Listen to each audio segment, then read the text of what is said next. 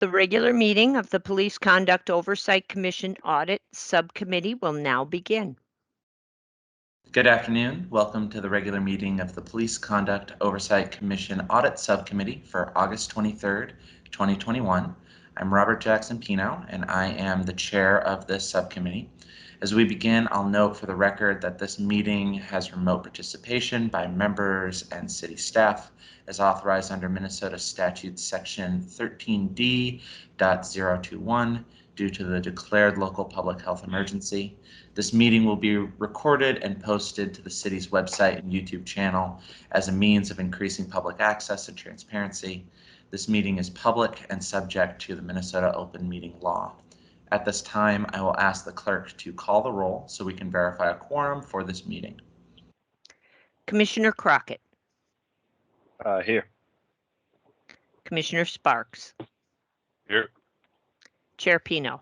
Here. There are 3 members present. Let the record reflect that we have a quorum. Next, we'll proceed to both the adoption of our agenda as well as the meeting minutes from July 26, 2021. May I have a motion to accept both items? Second. All right. Will the clerk please call the roll? Commissioner Crockett. Here. Aye. Commissioner Sparks. Aye. Chair Pino. Aye. There are 3 ayes. That motion carries. Both today's agenda and the minutes for July 2021 meeting are accepted.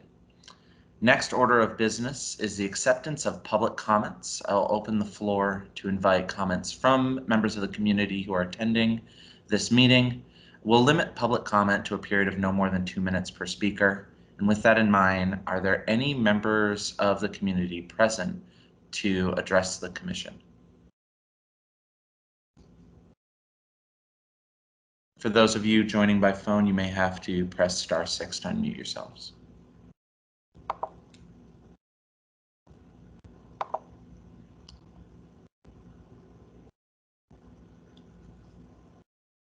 And I do see 2 guests, so I just want to provide about 30 seconds or more in case either of those individuals would like to leave public comment.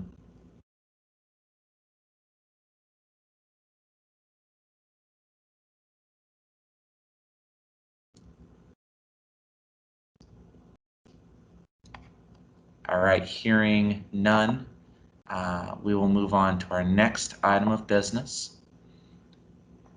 which is bringing up unfinished business. First, no-knock warrants, then a discussion on coaching. We'll first bring up the matter of no-knock warrants. And with that, I would like to invite our city staff, Christopher Brand, to speak with us in regards to no-knock warrant presentation that we received from him last time we met, and seeing if there are any updates in regards to that initial presentation. I know we made some edits. So I have started to work on gathering the data for that.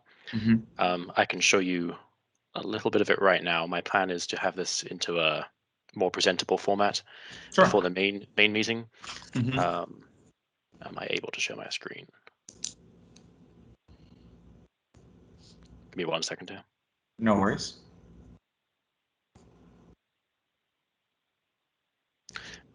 So if you are able to see my screen. I am. Should I zoom in a little bit? That might help. That'd be great. Thank you.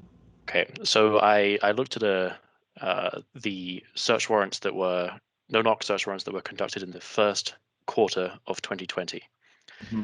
And then from that, just to kind of make the data more manageable, I did a random sampling of 10 of those search warrants.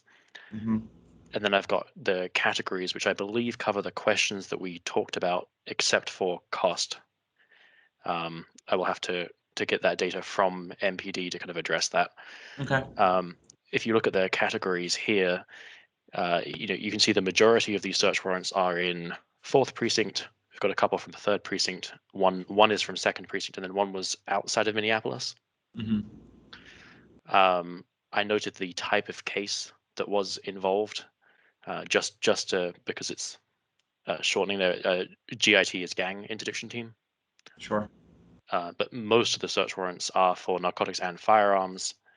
They were all for unannounced entry, and then I noted if they were night caps or not, because that was one of the questions that was raised before.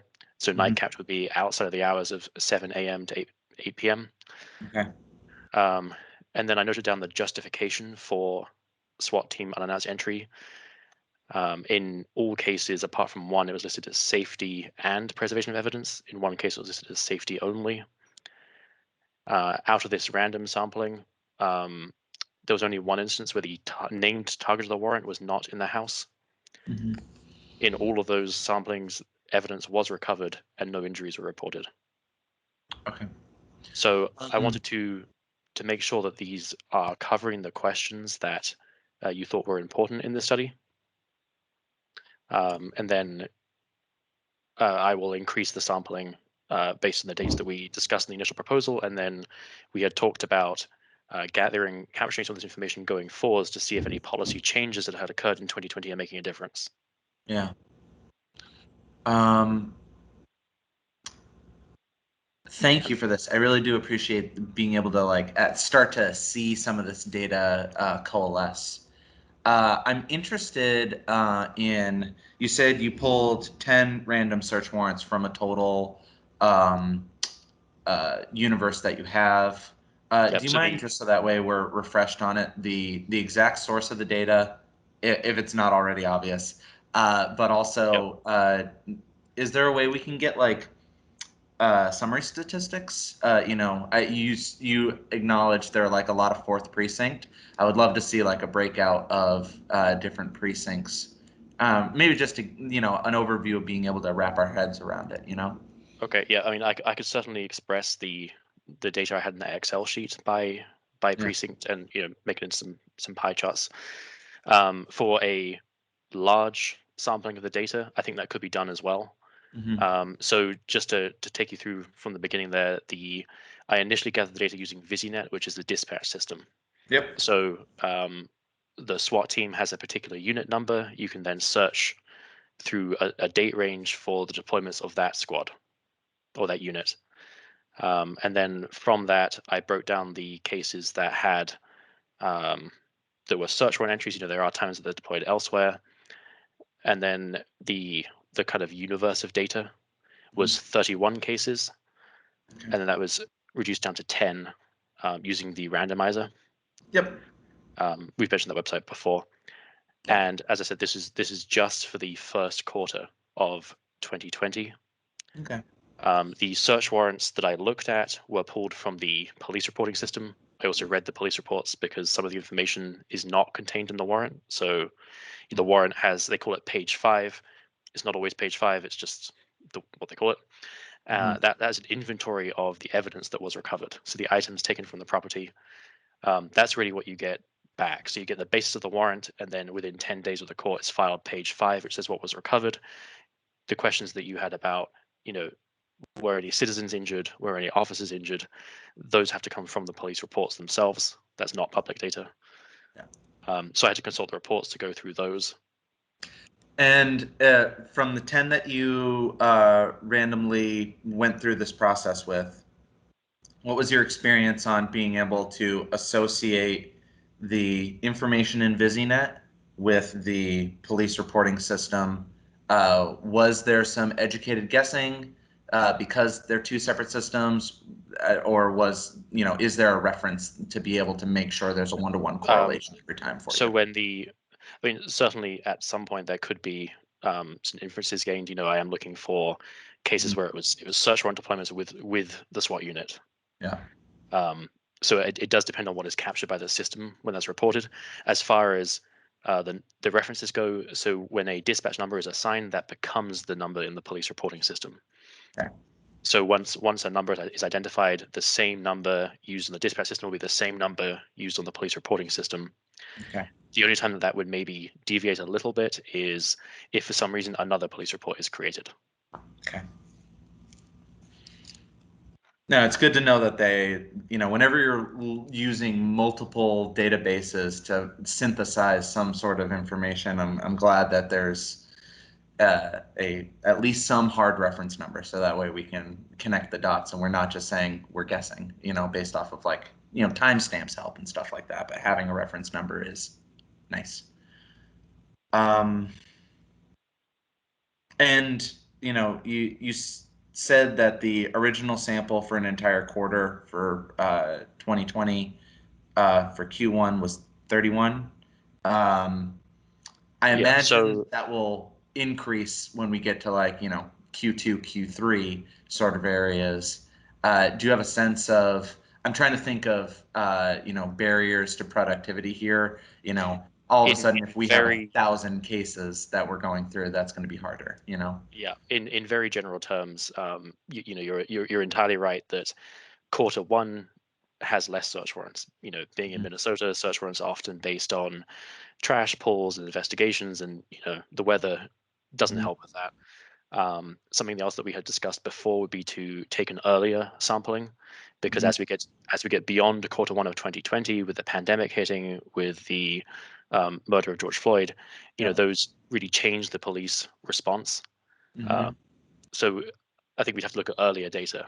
To get a more accurate picture. Q2, 3, and 4 of 2019 might be more apt than. Yeah, and it is my understanding that warrants, there are more warrants, and this is just my general understanding, are done in quarter 2 and 3. When the weather is better, people are outside, they can be observed. Makes sense. And so far, those are the two data sources. We're not skimming over anything with this spreadsheet that you showed us, right? So we're not skimming over anything.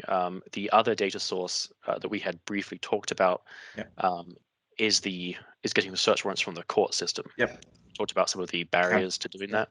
The search warrants I looked at here, I pulled them from the police reporting system, which is why I can't just show them. In theory, they should be filed with the court, but it's not the public copy, so I wouldn't want to just pull them up. But yeah, they are available from the courts, but you have to go. We talked about some of the challenges before, but you have to go in person and print them out. Makes sense. And also the way in which they're ordered. The way in which they're ordered is they group them by year and then quarter. So every search warrant in Hennepin County is listed under that one file number for that quarter, which that includes 27-ish agencies plus search warrants for DUIs and devices, and not just properties, not just unannounced entry. As far as understanding and making sure I have a clear understanding of what you're presenting here, I feel satisfied. Do either of the other commissioners, Sparks or Crockett, do you have concerns or questions regarding the particular, way in which that spreadsheet was created, the methodology? I also just want to take a moment afterwards to make sure that we are addressing the 5 goals of the methodology report we talked about, but I want to provide space for you two to ask questions before we get to those. Yeah, I didn't have any questions on the methodology. I think it sounds really good to me. I had a couple questions on making sure we were able to meet those goals, but I'll hold off on those. Thanks, Chris. As usual, I appreciate it so much. Seems like you're being really thorough and really really dedicated. So thanks. Yeah, Chris, is super awesome. And you're definitely good at what you do. My question is with this report, will it, or I guess you're kind of saying, a clarifying question would be, you're kind of saying that the police report is kind of where we get the correlation on like the human piece of like what actually happened. So we'll be looking at both like this data and the single police reports that go with them. Is that kind of what we're? Yeah, that's correct. So the initial warrant application answers. I can just run through this. So the warrant application, you have to state if it's going to be unannounced and if it's going to be night capped, and provide the basis for that. So that's both the basis for the search warrant before a judge, and then also the reasons why it needs to be either unannounced or night capped, unannounced night capped. So that's contained in the search warrant application, and then the inventory sheet, colloquially known as page 5, has the inventory of what is taken during the search warrant. The additional questions that I think the subcommittee was focused on was, are people injured during this? Because often the justification is safety. So is that panning out? That would all be contained in the police report. The search warrant return does not say if people were injured during the search warrant or what kind of use of force there was. Okay. Good. Helpful.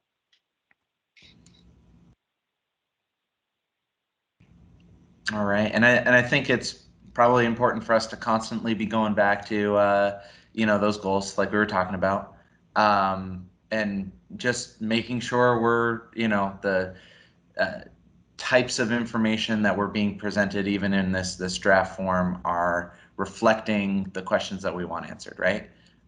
So I am going to copy and paste the exact study goals from the draft PCOC research and study proposal that we had submitted in our agenda from last week.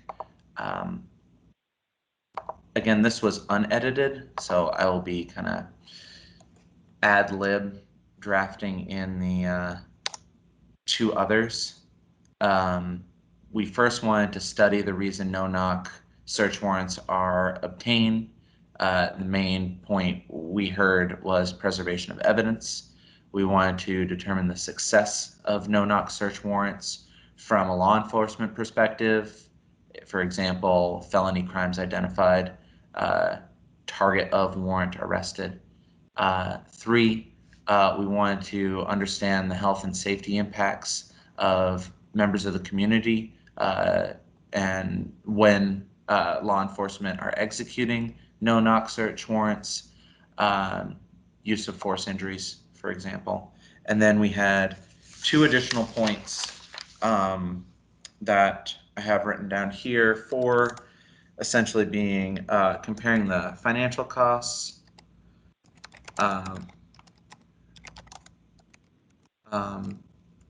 in terms of police resources. And by all means, stop me if this was a misinterpretation. It's going off of my notes here. And 5 would be cost to property owner.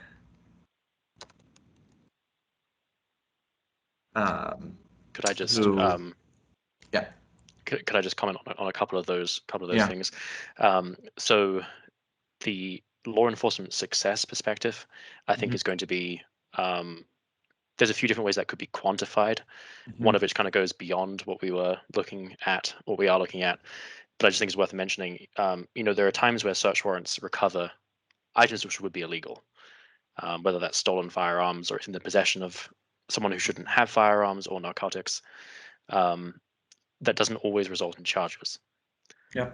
Because it has to be tied to an individual. So that is just something to be aware of. The other thing is that there are some times where, now this is not in the ones that I found, but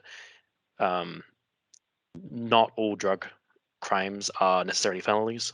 So trace amounts of certain drugs are not felonies. Small amounts of marijuana are not. Drug paraphernalia is not. So there is that kind of context to what we would count as success that we could think about.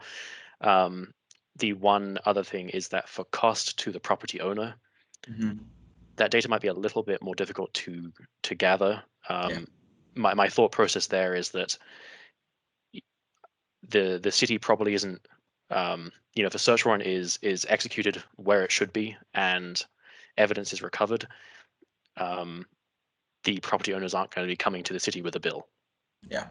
That's the one other thing I could think of. So we might need to think about what what kind of damage is being done to the properties and what the average cost would be, rather than specific examples. Yeah, I agree.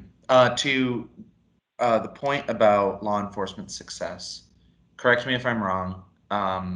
When a search warrant is drafted, and there's a request for approval of a search warrant, there has to be some sort of intent, articulated intent, the reason why we're even entering a building or, trying to execute a search warrant. Yeah, that's correct. Would that be narrow enough in most instances to be able to say the achievement of success is whether or not the objective of the purpose of the search warrant has been achieved? I think it's possible. There might be some examples that I would have to flag for further discussion. I'm just thinking about, that does leave a little bit of a gray area sometimes. If the search warrant is for narcotics and only drug paraphernalia is found, that's not quite the same level, but it's indicative of them, the warrant being correct. Yeah, they're indirect. They're connected. There's times where if a warrant might say we're looking for drugs and firearms, and then only drugs are found. Yeah. That might be something we want to draw attention to, at least, that the basis of the warrant was based on firearms and narcotics, and only narcotics were found. So I think we can certainly find a way to display that data. Yeah, I mean, and I can see in the sense of, and when you quantify data, you always want things to be binary, right? It's like 1, 0, yes and no, and I get that. Yeah, and the most binary is that I'm sure at some point we'll come across nothing was taken. Yeah. And that's that is a clear to say arrest or lack of an arrest, but not often, not all the time is there arrest. There might be detainment and no arrest, One of the columns I had is if the search warrant named a specific suspect, if that person wasn't present, and I think on the list I had that happened in one case. Yeah. So if they named a specific individual in the search warrant and they weren't there, I didn't know that. So wait, are you saying an individual is specifically named in a search warrant, but then in the process of evaluating the police report, that individual's name was never mentioned, or that individual was never identified as being arrested? So when the search warrant they're named in the search warrant affidavit, the application, Sure. And then when it is executed, they are not there. Okay. Yeah, to me, I see that as lack of a success, and that seems fairly clear in my mind from trying to view the law enforcement perspective of this. If we want to go and get this person and at least detain, if not arrest this person, and then that person is not there, that to me, that's a clear, you're not able to achieve the intent of the search warrant. And then even if you found extras like incidentals were there, paraphernalia, like okay, we executed a search warrant. The target wasn't there, but we found some, something. I have a hard time saying that was a success, right? But and I think that could lead to an interesting data point. Yeah. I think it could lead to a wider policy discussion once we have the full data and you are making recommendations, because the scenario I'm thinking of is if the reason that it was no knock is because of the criminal history or behavior of this particular suspect and they're not there, did it have to be no knock? Yeah. So that kind of situation is something that I think it would be interesting to know how much data we have that supports that. Could we break these variables up and have one that there is an intended individual and then success of detaining or apprehending that individual, and then one about intent for some human related intent like paraphernalia, drugs, whatever, and then success of obtaining those tangible items? So at the moment, I have it as a column for target of warrant. Yeah. So if the person is named in the search warrant and they're not there, then I've noted that, whether they're or not. Yeah. And then evidence recovered. If they're inventorying the evidence, then I've marked that as a yes to that column. Yeah. So there is, in the example I had, there was one where the person in the warrant wasn't there, but they did recover narcotics. Yeah. And I'm trying to think of like it's a Punnett square, right? It's like it's either first it's person or thing, and is the intent to find a person, is the intent to get a thing, the success of that, and then regardless of intent, executing, did we, because you could go to some establishment looking for narcotics and you end up arresting someone there even though there was no articulated intent to arrest an individual in the search warrant. An arrest is made through the execution of said search warrant. And that those facts I would not think to be that uncommon. Yeah. That an address might be. This is phrasing often used, like a known search house, or there's people complaining about transactions, and then people inside are found in there, and constructive possession is proven. I'm sure there's plenty of examples of that. The examples I was thinking of where maybe it wouldn't be counted so much as success is, we're going to this house because of this identified individual who we believe has narcotics or firearms. They go to the address and then that person isn't there, and maybe they find some stuff, but especially if that doesn't result in that named person being arrested later. Yeah. But I just want to make sure we're concise in this. At the end of the day, we're defining success as a parity between the intent as articulated by the search warrant and the results of a police report, right? And nothing further. Yep. Okay. So if the warrant names an individual and they are there, I put that down as a yes to that column. Yep. If the warrant says, we're looking for contraband, at the moment I have it down as evidence is inventoried. I could break that out and say, if they're looking for firearms, were firearms found? If they're looking for narcotics, were narcotics found? And then maybe other, although I don't know if there would be any other categories. There aren't in the pool that I have. Okay. Yeah, I think I was just getting tripped up with the idea of like sometimes the intent is a human, sometimes the intent is some item. Is it possible, or do you think it would be useful or not useful to have like a categorical variable to just simply say, at this point, the target as identified in the search warrant is an individual or is an item? So you won't get, in a search warrant, you won't get ones where it is target only. Yeah. They will have to specify what they're looking for. If the example I'm thinking of where it'd be like target only is going to be an arrest warrant. Yeah. Okay.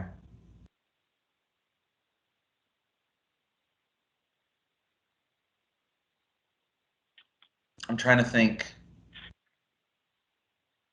Do you guys have any other questions regarding this? I just want to make sure that like we have a firm understanding of, one, the differences in this scenario, because at the end of the day, we're creating these variables to have Chris do all this work on and want to make sure that we're getting the results that we want out of this. I'm following okay. I don't really have anything to add. I kind of figured it would get a little tricky and a little more complex than we'd hoped. That's probably true of everything, so I'm all right with it.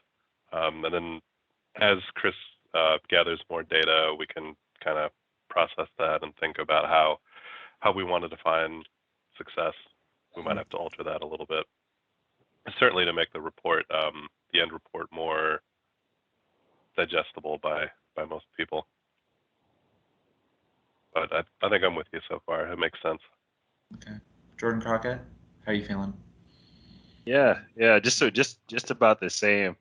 I'll definitely have a few questions here or there, but I think it's been a really good kind of discussion navigating what success looks like and how we can have it articulated in the data. So it's been really good. Is there, and this might be a question, I guess, when we get to the point of the more of the reports part, but is there a way to see whether, you know, what happened in the I guess not see, but a way to get information of, you know, whether somebody did get hurt while doing the arrest or whatnot? Would that be in like the police report or? Yeah. So Do you mind pulling up the spreadsheet one more time, Chris? Because I think you have that as a column in there, right? yes, I did.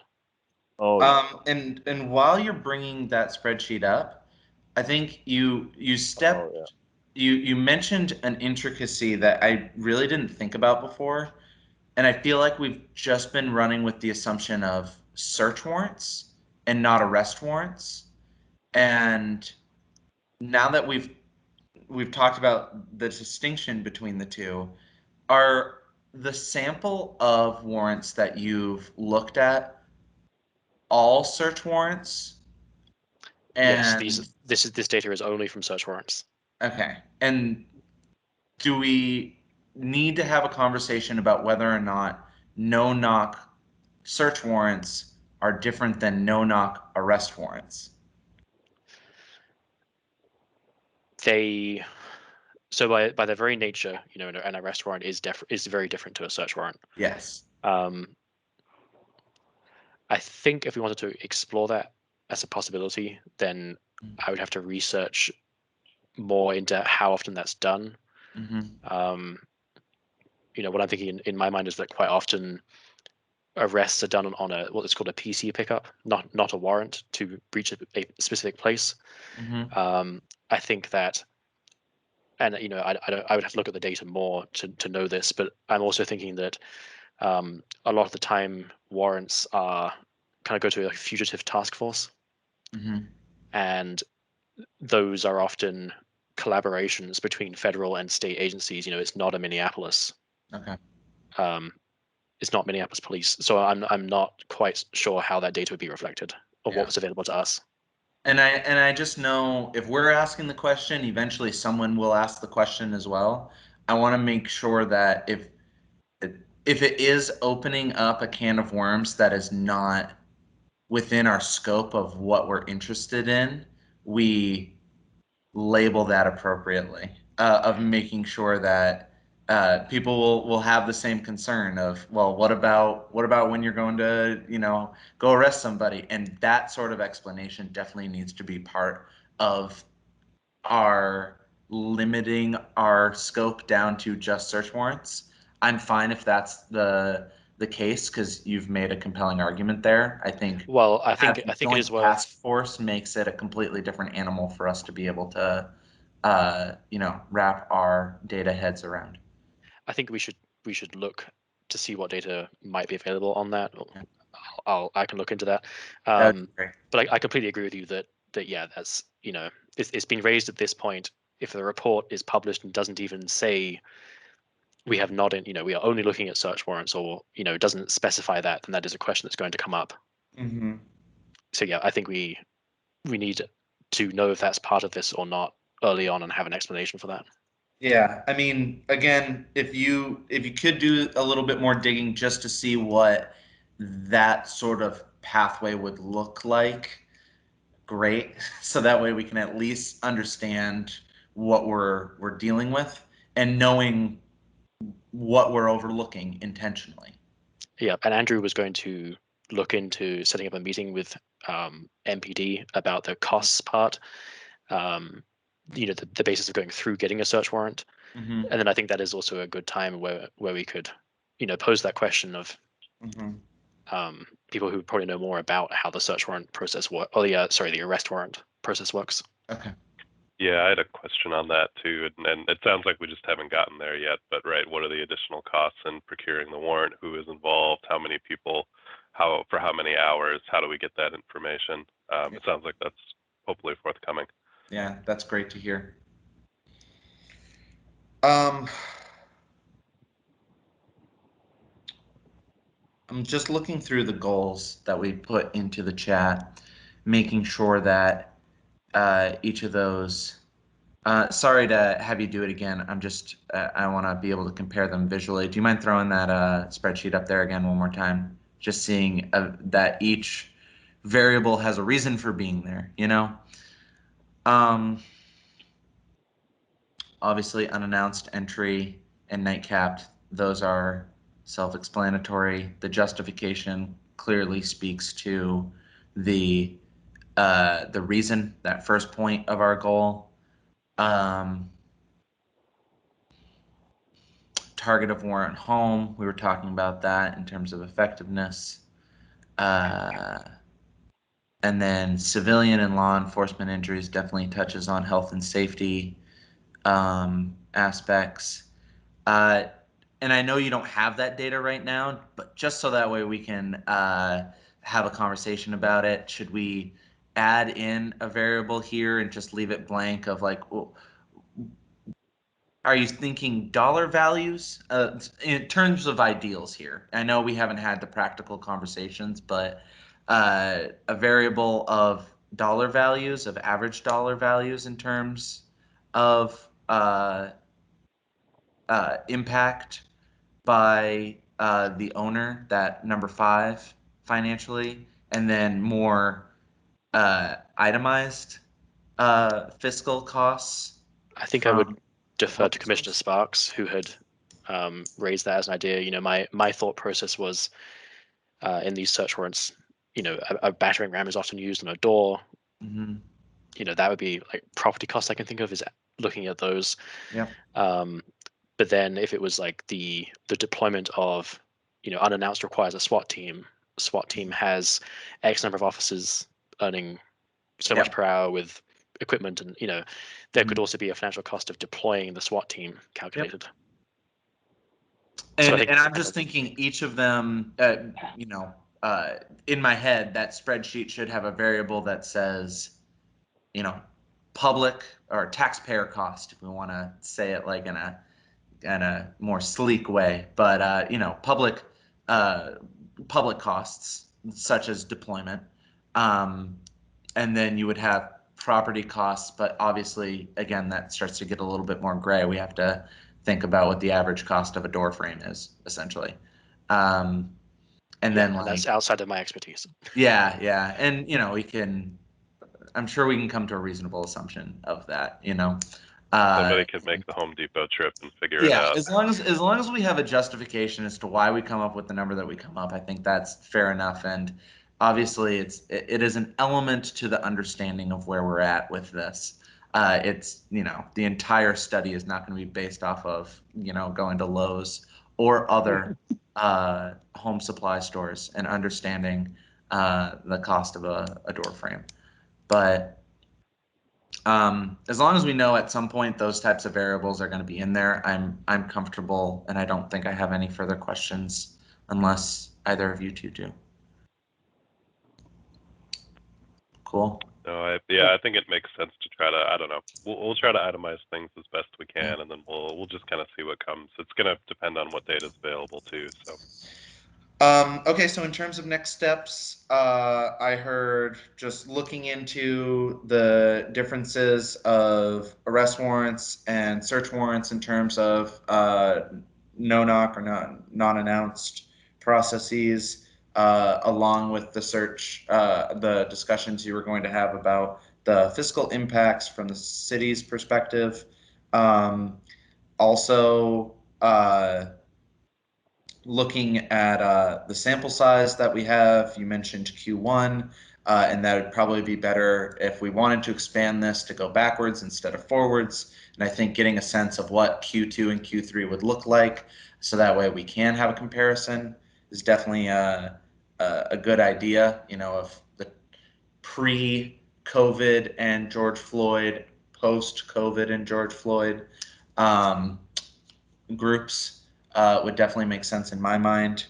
And then I think the only other thing that we need to have a conversation about at some point in the future. It doesn't necessarily need to be now, but if this is the universe, the sample of no-knock search warrants, and I'm going to say search warrants for the moment, we need to then be able to compare that to announced or knocked search warrants at some point.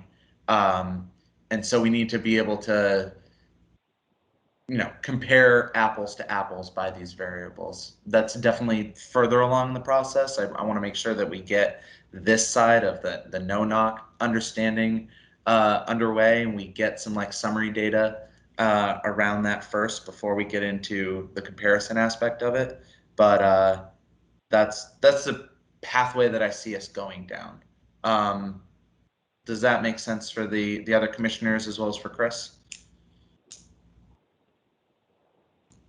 Great. Awesome.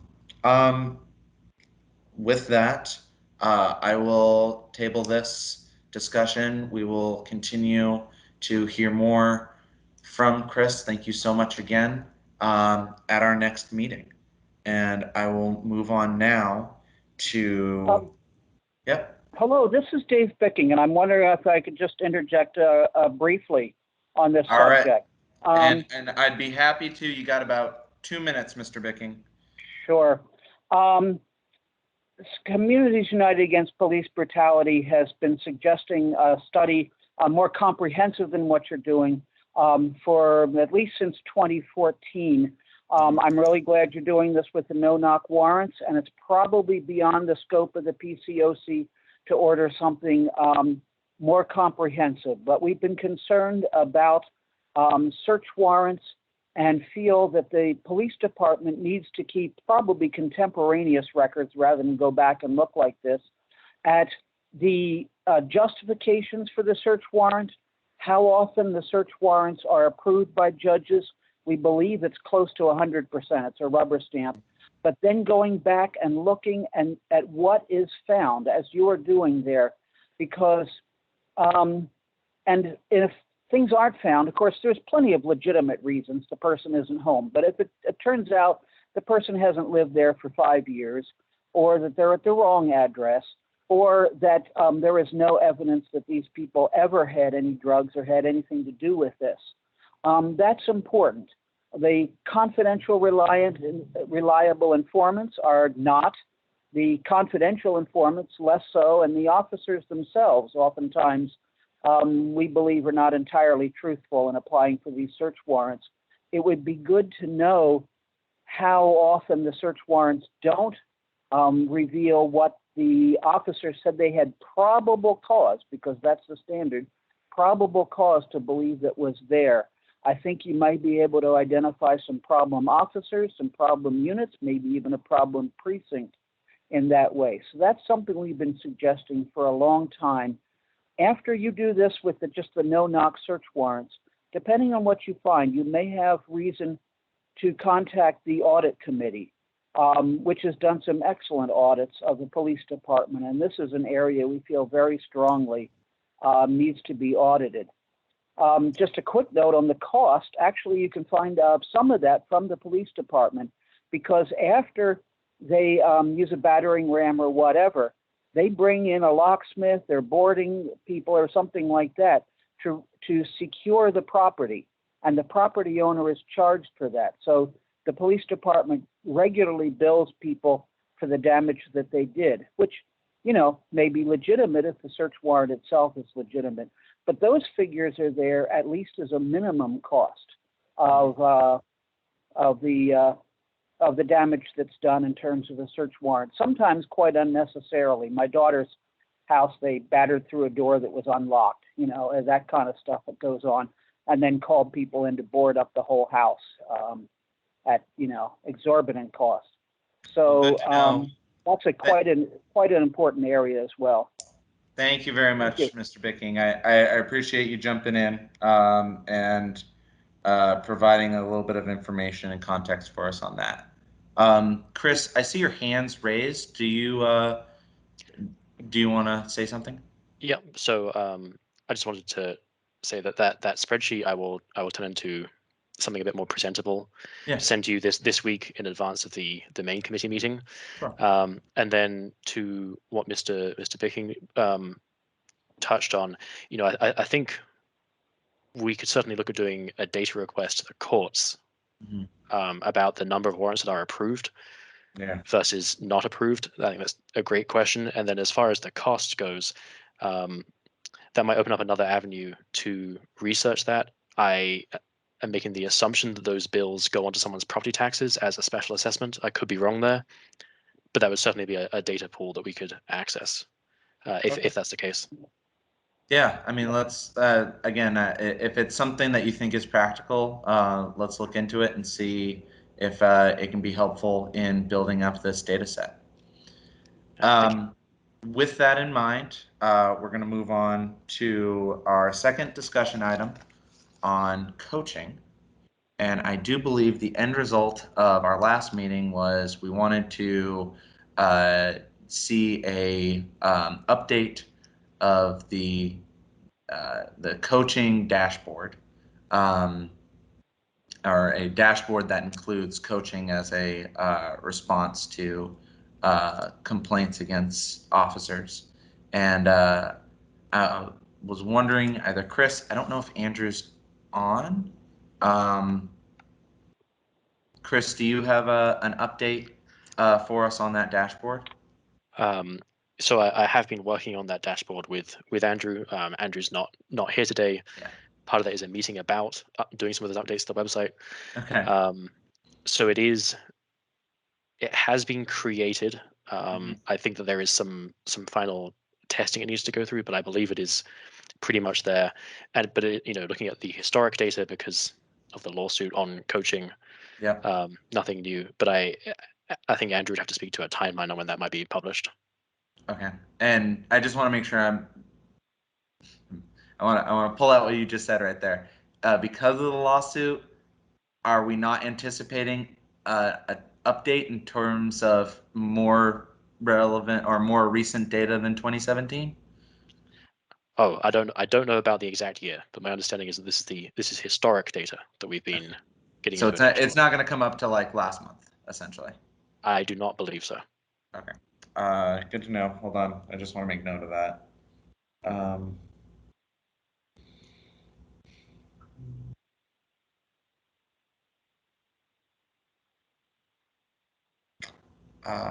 I appreciate you giving us that update, Chris. On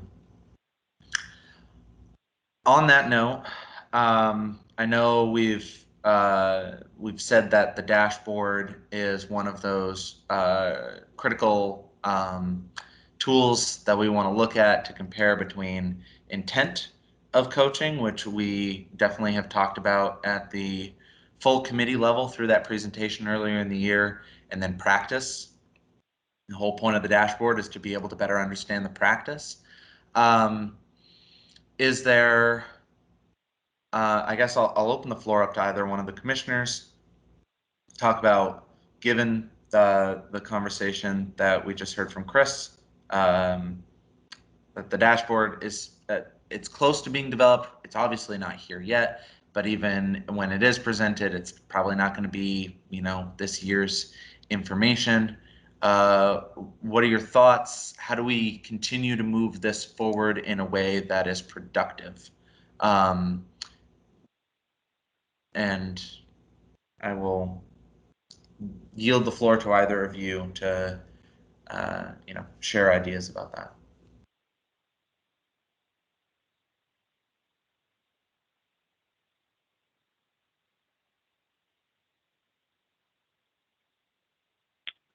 Yeah, I don't know. I feel like the lawsuit has created a big roadblock for that. I'm having a hard time thinking of ways to. It almost just seems like a non-starter unless I've missed something. Because if we can't disclose to the public that data between, it must be such and such a date, then that's kind of it, right? And that's the trouble, because data from, say, I don't know what the cutoff period, but data from 5 years ago, 10 years ago, 15 years ago is a lot less interesting to me than something contemporary. And changes in leadership and practices it's almost a moot point to go back very far. Well, I think it's important to know what that cutoff date is, right? So it's definitely a big question that we will have for Andrew when he is available to speak with us on that. And again, I can only see the reason why Andrew would not be here is because he's having that meeting right now on our behalf to make sure that we are trying to get that data. It's been very clear. He has expressed as much to us in previous meetings. So understanding what that cutoff date is, and ideally, the sooner the better, obviously, but I still think that there is data we'll be able to extrapolate. If it's fresher than 2017, that's only a benefit, right? We'll see what comes from it, because it could be interesting. Let's say, right, if 2017 is the cutoff, okay, maybe we can get some data leading up to 2017, and then when that lawsuit is resolved, eventually that data will be available for public consumption, and we can take it up again and get something more recent. So it's not like a lost cause or anything. And maybe it's worthwhile. I know we just hit over the hour mark, or we're getting close to it, but it might be worthwhile to just share that dashboard again, so that way we can take a bit of unstructured time to look at the dashboard and see what's beneficial, what's not beneficial, what would we like to see in it. And I know, again, the updated version is not there right now, but then it'll be fresh in our heads based off of the dashboard update that we will get hopefully next time around. Chris, do you have a quick link to the current dashboard of where that's available? I know it's somewhere in my bookmarks, but I don't have a quick link to it, but I can probably search for it while you're doing the meeting. Okay, I'm gonna quickly try to find that, because I know that's pretty much what we're down to right now is taking a look at the current dashboard.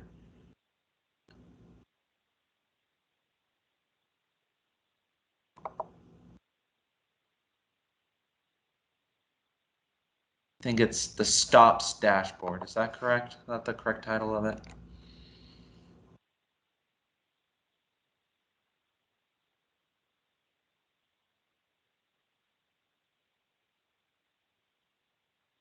No, this is just stops. That's not the correct one.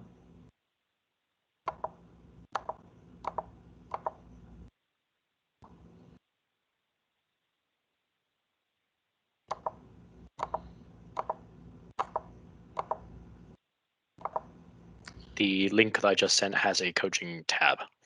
Sweet. Thank you very much. For those of you who do not have access to the chat, I'll just quickly read off when I can get the link to work.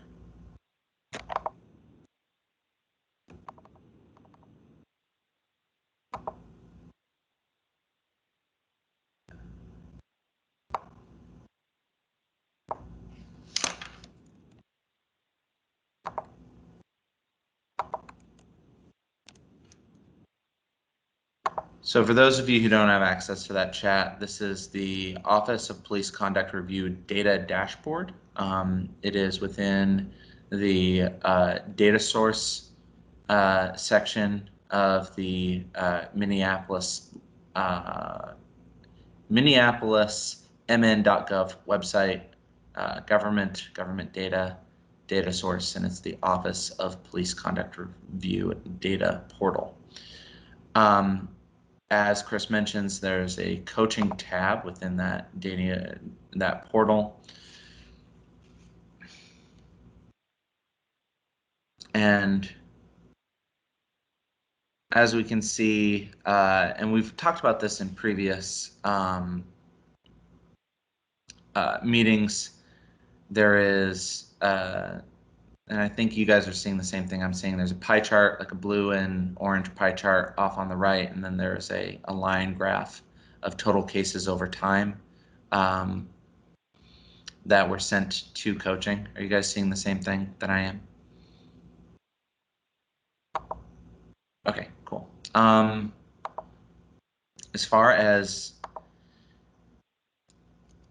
use of data, obviously, I think it would be helpful to have a little bit more interaction between the specific data sources and the types of complaints against officers.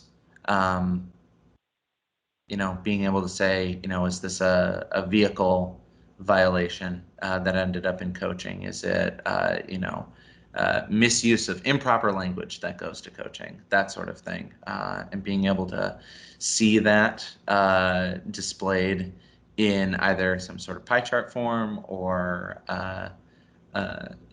some other visual display, I think would be kind of helpful to get a sense of the share of complaints against officers that end up going to coaching.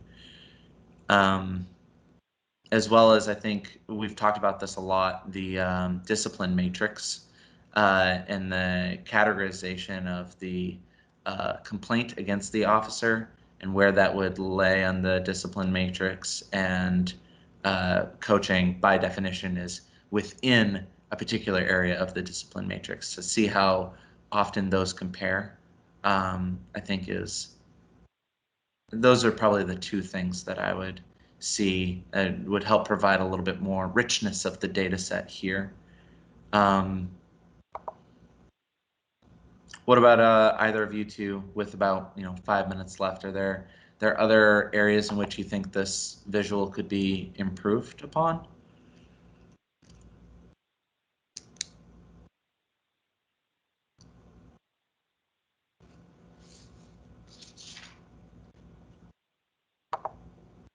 Oh, Jordan, I think you're muted. Sorry, Jordan Crockett, you're muted. All right, can you hear me? I can hear you now. Yep.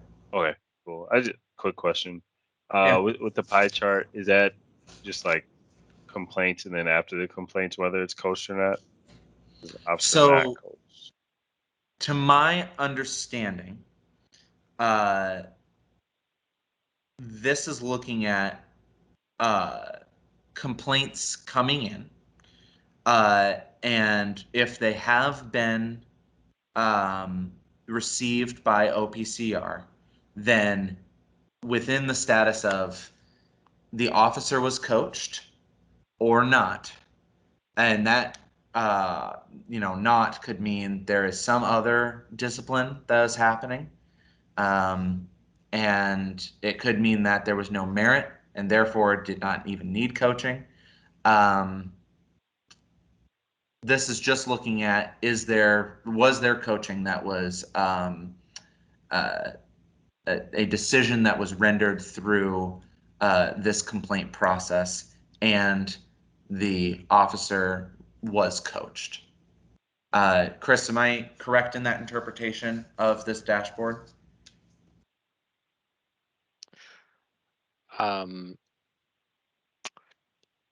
I don't know for sure, so I'm not sure I should speak to that. But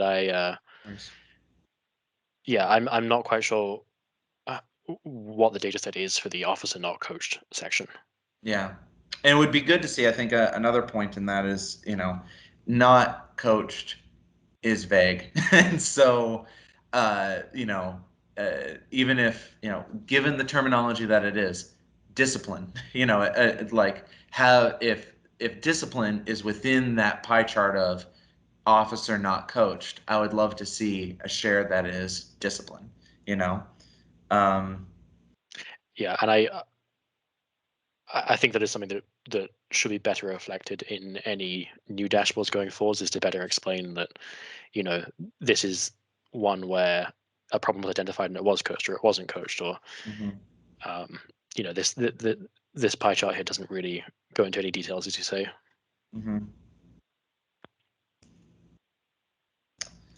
And then I'm just making notes of the recommendations that we've kind of mentioned so far.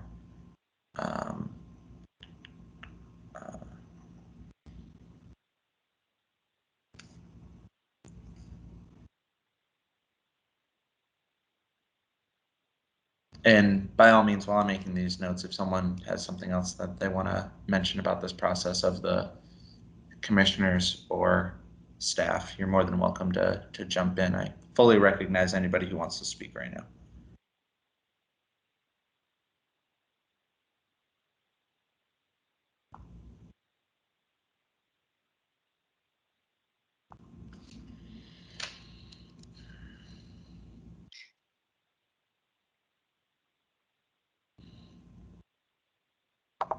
And unless we don't have any other recommendations or considerations based off of the visuals that we have right now, I think the only thing we can do now that we're 1 minute after the hour is table this discussion for next time. Now that we've had the chance to look at the current visual, we'll be able to freshly compare it to the new one once we're looking at it next time this audit subcommittee meets. Any final points on coaching before we close this agenda item? Alrighty.